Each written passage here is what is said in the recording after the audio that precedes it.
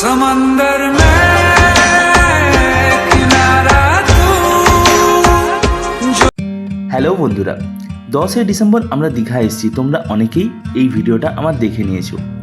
যারা দেখোনি তারা চ্যানেলে গিয়ে অবশ্যই আগের ভিডিওটা দেখে নিও। এটা তার পরেরই। আমরা খাওয়া দাওয়া সেরে দীঘার সমুদ্র সৈকতে একটু ঘুরতে বেরিয়েছিলাম। ঘুরতে বেরিয়ে চোখ আমাদের জুড়িয়ে গেল এই দৃশ্যটা দেখে। খুব সুন্দর, দেখো সূর্য অস্ত যাবে এমন সময় আমরা দীঘার পাড়ে এসে উপস্থিত হয়েছি। 4 বছর বাদে দীঘা এসেছি, তাই ঢেউ সাগরটা আমাদের চোখে পড়ে না। আগে যখন এসেছিলাম তখন এই ঢেউ সাগরটা থাকেনি, তাই দেখে খুব খুশি হলাম। আর বেশি দেরি না করে আমরা রাত্রিরে খাবার জন্য চলে এসেছিলাম একটা রেস্টুরেন্টে। কোথায় জানো এই রেস্টুরেন্টটা? নিউ দীঘাতেই। যে মেন রোড রয়েছে সেই মেন রোডের পাশে আবার খাবো হোটেল অ্যান্ড রেস্টুরেন্ট, যেখানে এসে আমরা খাবার জন্য রেডি হয়ে গেছি। দুপুরে খেয়েছিলাম, তারপর রাত্রি হয়ে গেছে।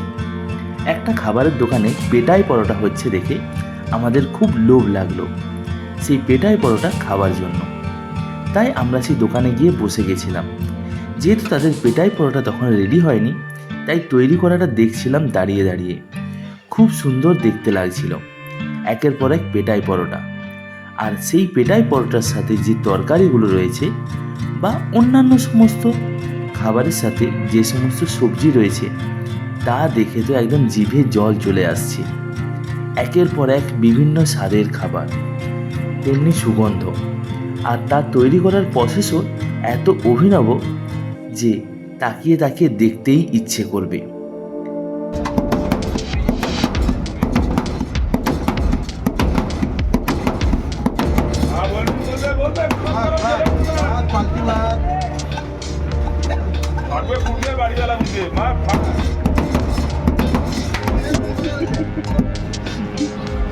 সেই লাচ্ছা পেটাই পরোটা রেডি হতেই আমাদের দুজনকে 2 প্লেটে সাজিয়ে দিয়ে দিয়েছে।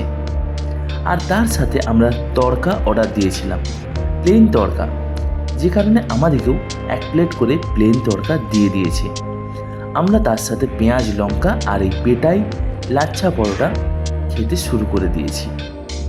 চলো খেয়ে দিয়ে আজকের রাত্রিটা কাটিয়ে দিই। পরের দিন সকাল হতেই আমরা বেরিয়ে পড়েছিলাম সমুদ্রের পাড়ে। সমুদ্রের পাড়ে বসে চা খাওয়ার মজাটা একটু আলাদাই। যেরকম সেই সমুদ্রের সৌন্দর্য, তার পাশে বসে এই গরম গরম চা খাওয়া শীতের সকালে সত্যিই খুব সুন্দর। চা খেয়েই আমরা বাড়ি চলে এসেছিলাম, আর বাইরে থেকে কিনে এনেছিলাম চপ। আমরা যেহেতু বাঙালি, তাই বাঙালির সকালবেলাটা চপ মুড়ি না হলে চলে না। তাই সকালবেলাতেই একটা থালাতেই মেখে ফেলেছিলাম চপ আর মুড়ি। সেই চপ মুড়ি আমরা দুজন মিলে ভাগাভাগি করে খেতে শুরু করেছিলাম। আজ যেহেতু আমাদের বিবাহ বার্ষিকী, তাই আজ সকাল থেকেই আমরা বেরিয়ে পড়ব ঘুরতে।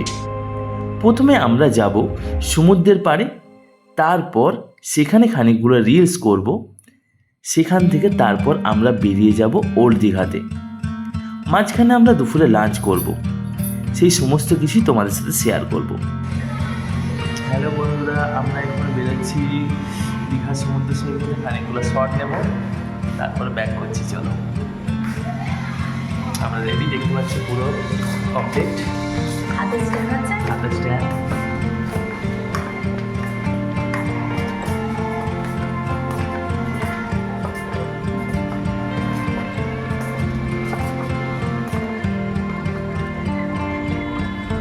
চলো সমুদ্র সৈকতে গিয়ে দেখা হচ্ছে।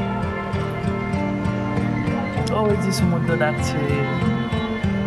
আমরা যেহেতু রিলস করব, তাই স্নান টান সেরে আমরা বেরিয়েছিলাম সমুদ্রের পাড়ে। সমুদ্রের পাড়ে এসে দেখি প্রচণ্ড ভিড় আর তেমন রোদ। এই রোদের মধ্যে আমরা বেশিক্ষণ তো দাঁড়িয়ে থেকে রিলস করতে পারলাম না। গা মাথা পুরো তেতে আগুন হয়ে গেল আমাদের। তাই কিছুক্ষণ খানিকগুলো রিলস করে আমরা জলে একটু রোমান্স ভাবে ঘোরাফেরা করে তারপর আমরা ফিরে যাব।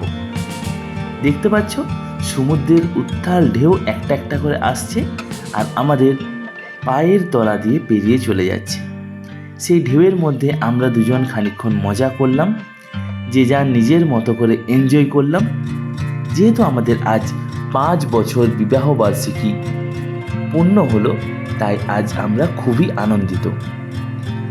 তবে চলো এবার আমরা এই সমুদ্র থেকে উঠে বেরিয়ে পড়ি আর ঘুরে ফিরে দেখি এই সমুদ্রের পার্শ্ববর্তী এরিয়াতে কীরকম কি দোকানদানি বসেছে। তো প্রথমেই আমরা যখন বেরিয়েছি, প্রথমেই চোখে পড়ল পেয়ারা মাখা। খুব সুন্দর পেয়ারা মেখে তার সাথে সস কাসুন্দি মাখিয়ে বিক্রি হচ্ছে। তার পাশাপাশি এখানে রয়েছে কয়েত মাখা আর কামরাঙা মাখা।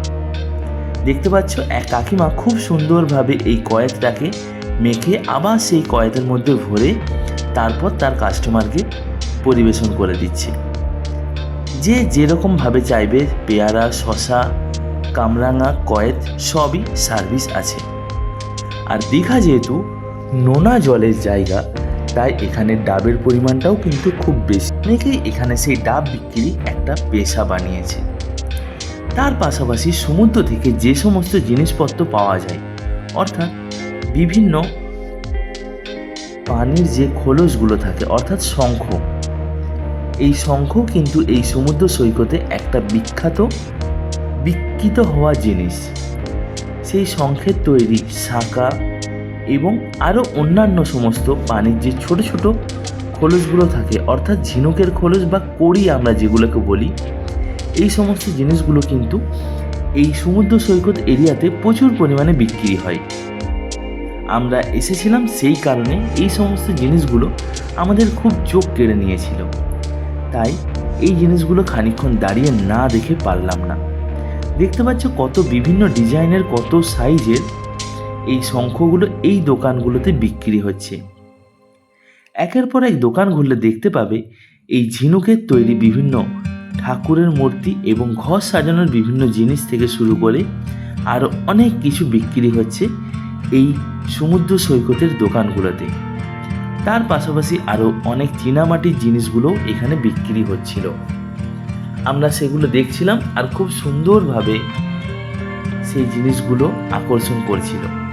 তার পাশাপাশি এক চাবির রিংয়ের দোকানও আমাদের চোখ পড়েছিল, যেখানে কিনা ফটো ফ্রেম থেকে শুরু করে পেনদানি, এমনকি মোবাইল চার্জ দেওয়ার জায়গা তৈরি করেছে এই কাঠের প্লাইউড দিয়ে। আমরা সেগুলোও দেখছিলাম।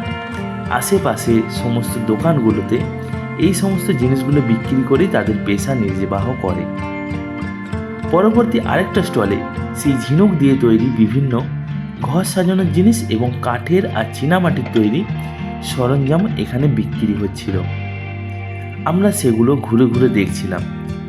আর এত জিনিস তো সব একসাথে কেনা যায় না, তাই কয়েকটা আমরা কিনেছি, সেগুলো নিয়ে আমরা বাড়ি ফিরে যাব। দেখতে পাচ্ছ, তোমরাও যদি আসো এই সমুদ্র সৈকতের পাড়ে বহু এমন জিনিস রয়েছে যেগুলো কিন্তু তোমরা অন্য কোথাও পাবে না, আর দাম খুব একটা বেশি না। যেহেতু সমুদ্রের পাড়ে এই সমস্ত জিনিসগুলো পাওয়া যায়, তাই এগুলো দাম খুবই কম। আর তার পাশাপাশি আই লাভ দীঘা বড় ছোট থেকে শুরু করে মহিলাদের জন্য প্রচুর জিনিস রয়েছে। সমুদ্রের পাড়ে ঘুরতে ঘুরতে আমাদের প্রচণ্ড খিদে পেয়ে গেছিল, যে কারণে আমরা আবার চলে এসেছিলাম গোপাল ভাঁড়ের রান্নাঘরে। গোপাল ভাঁড়ের রান্নাঘরে খাবার এতটাই সুস্বাদু যে এই খাবার ছেড়ে অন্য কোথাও খেতে যেতে ইচ্ছে করবে না। আর এতটাই পরিষ্কার পরিচ্ছন্ন যে আমরা পেট ভরে এইখানে এই 2 দিন হলো আমরা খেতেই চলেছি। খাবারগুলো একটা আকর্ষণ পেয়ে গেছে এই গোপাল ভাঁড়ের রান্নাঘর। গোপাল ভাঁড় যেহেতু আমার প্রিয় কার্টুন, তাই গোপাল ভাঁড়ের রান্নাঘরটাও প্রিয় খাবারের জায়গা হয়ে গেছে এই দীঘাতে। পেট ভর্তি করে খেয়ে প্লেট পুরো ফাঁকা করে দিয়েছি। দেখতে পাচ্ছ আমাদের প্লেটগুলোতে একটুও খাবার পড়ে নেই। আর তার পাশাপাশি আজকে স্পেশাল দই অর্ডার দিয়েছিলাম, সেই দই আমরা দুজনেই খেয়ে নিয়েছি।